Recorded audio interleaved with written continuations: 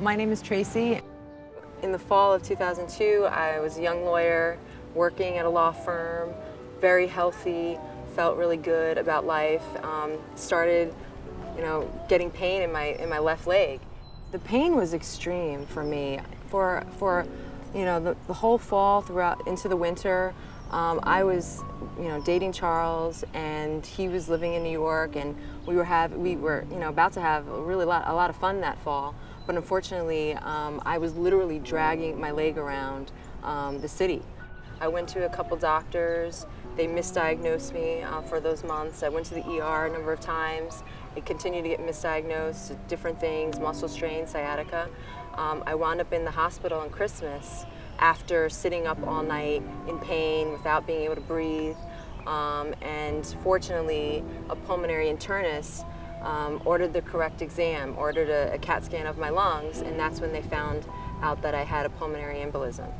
I was spending the holiday with my family, and I get a call right after Christmas, it was the day after, from Traci's father. And it was pretty late in the evening, so when you get a call like that, that late, you instantly know, wait a minute, something's not right. And I know she'd not been feeling well, and she'd been complaining, that day, the night before, she wasn't feeling great. So when her dad told me that she was in the hospital, it felt like the bottom had just fell out.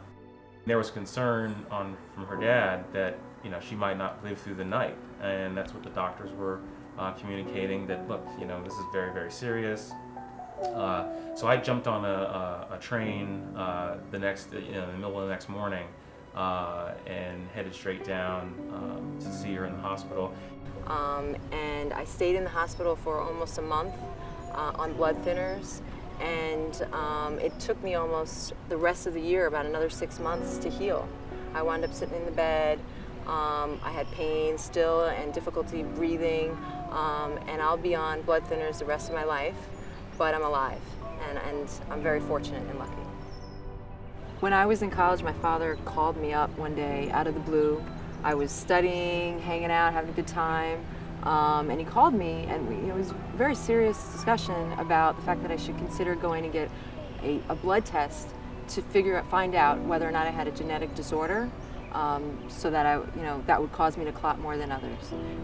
And I listened to my dad, but I didn't take that step to go and get that test in college. And if I had, it probably would have made a huge difference throughout this whole process for me, because I would have gotten that test and I would have known that I have a higher propensity to clot, but I did not do that. Instead, I lived my life, and I wound up clotting 8 years or so later.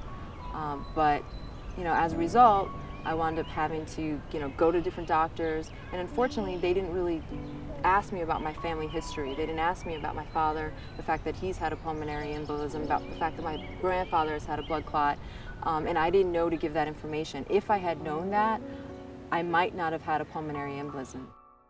Well, when I think about the way things could have gone,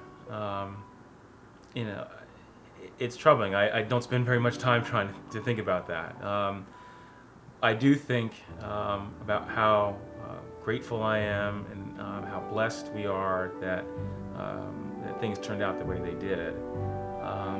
When I look at our daughter, I think about that. I think about that almost every day, and how, where we are and where things could have ended up. It's such an important issue for women, especially. I recently had a daughter, a beautiful daughter, and I went through pregnancy knowing that I am more prone to clot. And while you're pregnant, you can clot even more than others. So if I did not know that fact, there's a chance that I could have died from a clot. This is serious.